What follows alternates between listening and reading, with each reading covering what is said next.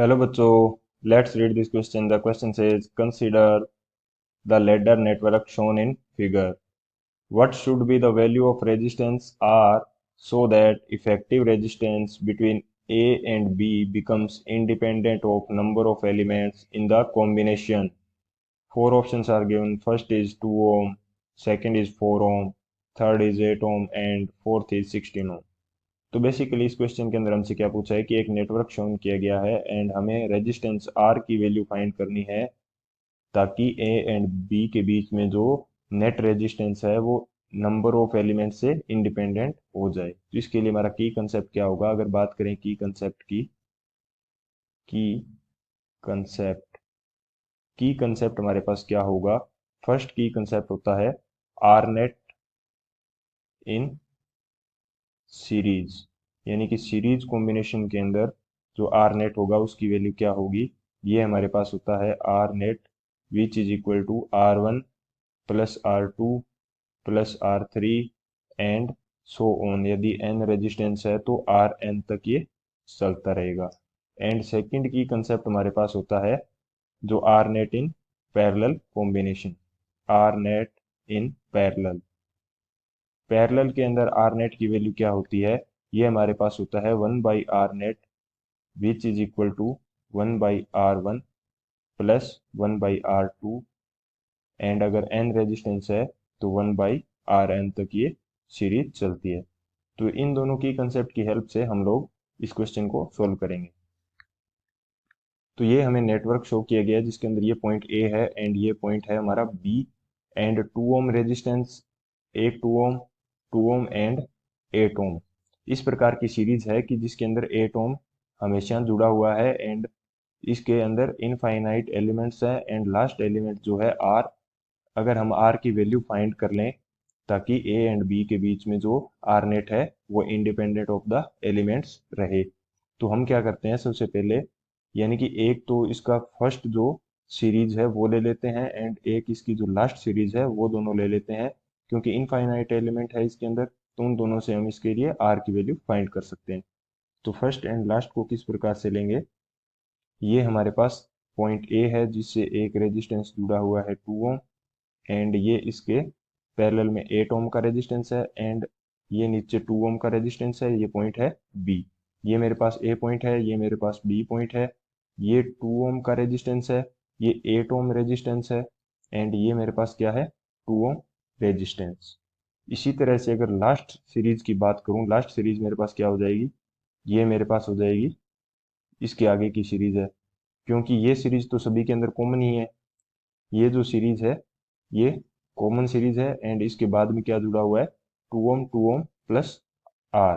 अगर इन तीनों का नेट रेजिस्टेंस मैं निकालूं, इन तीनों का नेट रेजिस्टेंस निकालूं तो नेट रेजिस्टेंस ये तीनों सीरीज में, नेट रेजिस्टेंस मेरे पास आ जाएगा आर प्लस 4 ओम। ये मेरे पास क्या आ जाएगा? इन तीनों का नेट रेजिस्टेंस। अब अगर मैं एक रेजिस्टेंस यहाँ पे कनेक्ट कर दूं ए एंड बी के साथ, एक रेजिस्टेंस मैंने कनेक्ट कर दिया जिसकी वैल्यू मेरे पास क्या है? जिसकी वैल्यू मेरे पास होगी आर प्लस 4 ओम। ये मेरे पास एक कॉम्बिनेशन बन जाएगा। इस कॉम्बिनेशन की हेल्प से हम लोग इस क्वेश्चन को सॉल्व कर सकते हैं। तो अब हमारे पास ये जो फिगर हमने डिफाइन किया है, एक दो सीरीज लेके, एक फर्स्ट सीरीज एक लास्ट सीरीज लेके जो फिगर डिफाइन किया है, इसके लिए आर नेट की वैल्यू हमारे पास क्या आ जाएगी? R net. इसके लिए हमारे पास आर नेट की वैल्यू क्या आएगी? ये हम डिफाइन करते हैं आर नेट। ये 8 ओम रेजिस्टेंस एंड ये आर प्लस 4 ओम रेजिस्टेंस, ये दोनों है पैरेलल कंडीशन के अंदर। ये दोनों क्या है? पैरेलल कंडीशन के अंदर। तो इन दोनों का नेट रेजिस्टेंस कितना आ जाएगा? अगर मैं इसको जूम कर लूं आर वन, तो ये मेरे पास आ जाएगा 8 into R plus 4 divided by R plus 12। तो इन दोनों का नेट रेजिस्टेंस मेरे पास कितना आ जाएगा? 8 multiplying with R plus 4 divided by R plus 12। तो ये इन दोनों का नेट रेजिस्टेंस आ गया क्योंकि ये दोनों पैरेलल कंडीशन के अंदर है। अब जो हमने ये आर वन डिफाइन किया है इन दोनों के लिए, इन दोनों का रेजिस्टेंस हमने डिफाइन किया है आर वन। ये हमने डिफाइन किया आर वन। ये आर वन इन दोनों 2 ओम रेजिस्टेंस एंड ये 2 ओम रेजिस्टेंस है इन दोनों के साथ सीरीज कंडीशन के अंदर है। तो ये आर नेट है हमारा, जो इस पूरी सीरीज का आर नेट है, ये कितना आ जाएगा? आर नेट हमारा आ जाएगा R1 प्लस 2 ओम प्लस 2 ओम। तो आर नेट की वैल्यू हमारे पास कितनी आ जाएगी? आर नेट की वैल्यू हमारे पास आ जाएगी यहाँ से R1 plus 4 Om, and R1 की वैल्यू हमारे पास क्या है? R1 की वैल्यू है हमारे पास 8 into R plus 4 divided by R plus 12। तो आर नेट की वैल्यू हमारे पास क्या होगी? आर नेट इसकी वैल्यू होगी हमारे पास 8 आर प्लस 4 डिवाइडेड बाई कितना है हमारे पास? R plus 12, R plus 12 plus 4। ये हमारे पास आ जाएगा इस सीरीज का, ये जो हमने सीरीज डिफाइन की थी नई, इसका आर नेट। अब ये आर नेट की वैल्यू किसको इक्वल होगी, ये डिसाइड करते हैं कि ये जो फर्स्ट मैंने सीरीज देखी थी ये तो है कांस्टेंट सीरीज, यानी कि ये सभी के अंदर कॉमन है, ये सीरीज सभी के अंदर कॉमन है, एंड ये सीरीज है जिससे हमें आर की वैल्यू फाइंड करनी है।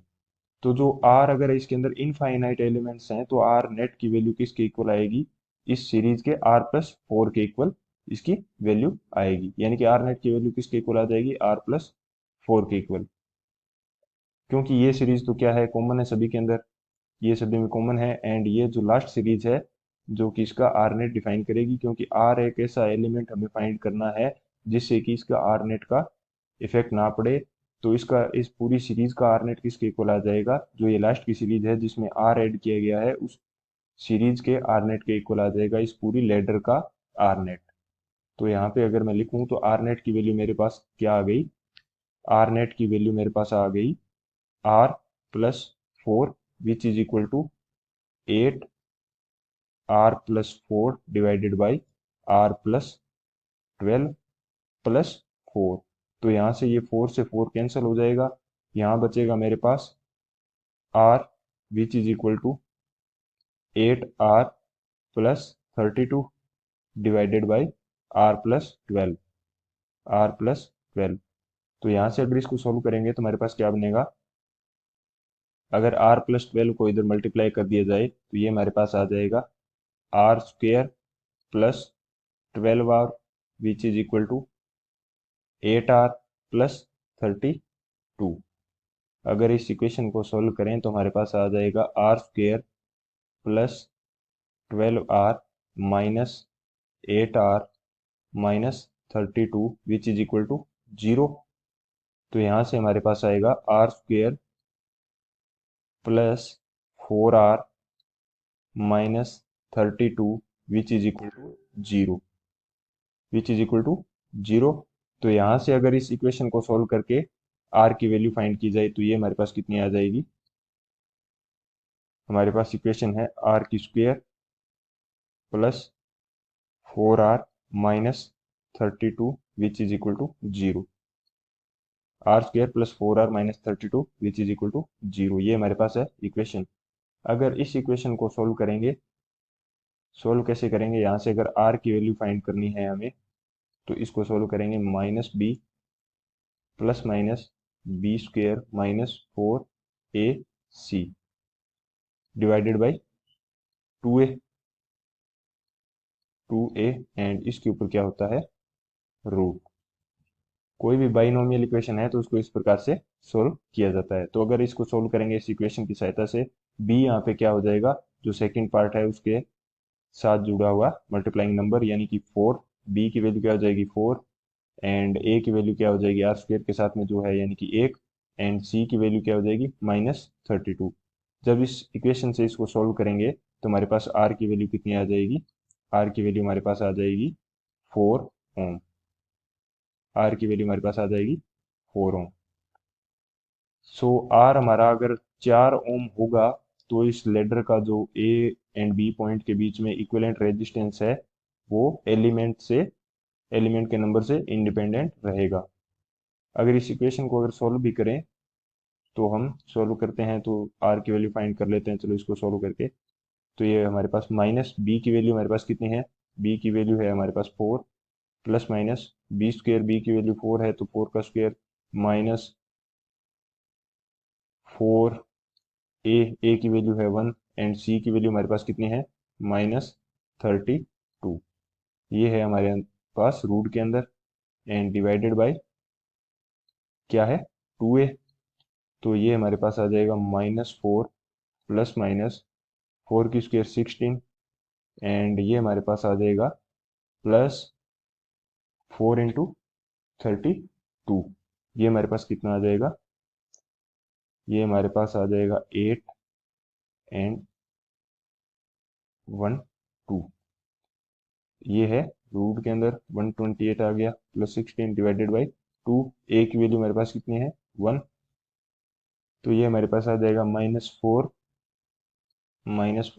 प्लस माइनस ये टोटल हो जाएगा 144। अगर इसका रूट हल करेंगे तो ये हमारे पास आ जाएगा 12 एंड ये आ जाएगा 2। अब यहाँ से प्लस माइनस में से हम प्लस लेंगे, क्योंकि अगर माइनस लिया तो -4 और -12 ये रेजिस्टेंस की वैल्यू नेगेटिव में आएगी, जो कि पॉसिबल नहीं है। अगर यहाँ से पॉजिटिव लेंगे तो ये आ जाएगा +12 -4 which is equal to 8 divided by 2 which is equal to 4 ohm. तो यहाँ से आंसर क्या आ जाएगा इसका 4 ओम। सो एक बार ऑप्शन चेक कर लेते हैं। ऑप्शन चेक करेंगे, second option 4 ohm is the right answer. I hope you understood it well. Best of luck. Thank you.